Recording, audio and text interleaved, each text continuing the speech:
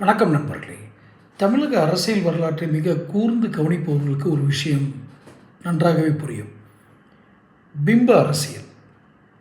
ஒரு குறிப்பிட்ட பிம்பத்தை அவர் சித்தாந்தவாதியா, சினிமா நடிகரா அல்லது கொள்கைவாதியா அப்படின்லாம் பார்க்க மாட்டாங்க. அந்த பிம்பம் பிடித்து விட்டால் அவர்களுக்காக தர்க்கமே இல்லாமல் கூட வாதாடுவார்கள்.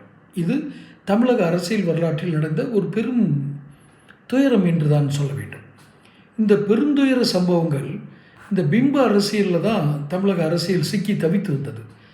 ஒரு வகையில் அது நன்மை கொடுத்ததா, அதில் நன்மை விளைந்ததா அப்படிங்கிறதுலாம் வேறு. கருணாநிதி என்ற பிம்பம், எம்ஜிஆர் என்ற பிம்பம் இந்த பிம்பங்களின் கவர்ச்சி இப்போ கொஞ்சம் கொஞ்சமாக மறைஞ்சிக்கிட்டு இருக்கு. நான் சொல்கிறது கருணாநிதியும் எம்ஜிஆர் பிம்பம் மட்டுமல்ல, அவர்கள் பிம்பத்தையும் வைத்து கொண்டு தான் ஓடுகிறார்கள். அதனால தான் சம்மந்தமே இல்லாமல் அரசு அலுவலகங்களில் கருணாநிதியோட படத்தை வச்சுருக்கிறது இந்த பிம்ப அரசியலுடைய இன்னும் தொடர்ச்சி தான். சம்மந்தமே கிடையாது. அவர் என்ன இதில் முன்னாள் முதல்வர். அதை தவிர அந்த அரசு அலுவலகங்களில் அவருடைய படத்தை வைக்கிறதுக்கு என்ன அவசியம் வந்திருக்கு? அப்படி முன்னாள் முதல்வர்கள் படத்தை வைக்கணும்னா நீங்கள் ஜெயலலிதா படத்தையும் வைக்கணும், எம்ஜிஆர் படத்தையும் வைக்கணும் இல்லையா? நியாயமாக தானே? விட்டுருங்க. பிம்ப அரசியல் இப்போ கொஞ்சம் கொஞ்சமாக வழக்குழிந்து வருது. இதில் அடுத்த கட்டமாக என்ன எடுக்குது அப்படின்னா பணமும் சாதியும். சாதி ஒளிஞ்சிருச்சுன்னெலாம் யாரும் பேச முடியாது. அதெல்லாம் சும்மா மேடையில் பேசிக்கலாம்.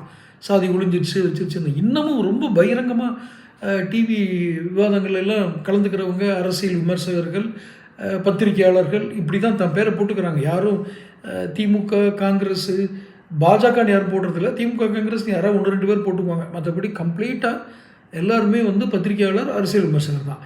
எல்லாருமே சொல்கிறது குறிப்பிட்ட தொகுதியில் குறிப்பிட்ட சாதியினர் இருக்காங்க, அதனால் தேமுதிகவை விட மாட்டேங்கிறாங்க, அதனால் பாமகவை விட மாட்டேங்கிறாங்க, இது பாட்டாளி மக்கள் கட்சி, அதனால் இந்த கட்சியை விடலை, அதனால் இந்த அமைப்பை விடலைன்னு சொல்லி வகைப்படுத்துகிறாங்க. இதனால தான் இந்த பூத்தில் இவ்வளோ வாக்குகள் கிடைத்ததுன்ற அளவுக்கு புள்ளி விவரங்களோடு பேசுகிற புலிகள்லாம் இருக்காங்க. அவங்கள குறை சொல்லி ஒன்றும் இல்லை. இங்கு வாக்கு சதவீதம், வாக்களிப்பவருடைய மனநிலை ஜாதியை வச்சு தான் தீர்மானிக்கப்படுதா அப்படிங்கிறத இன்னமும் எனக்கு புரியப்படலை. ஆனால் ஜாதி ஒரு ஆதிக்கம் செலுத்துகிறது, பணம் ஒரு ஆதிக்கம் செலுத்துகிறது.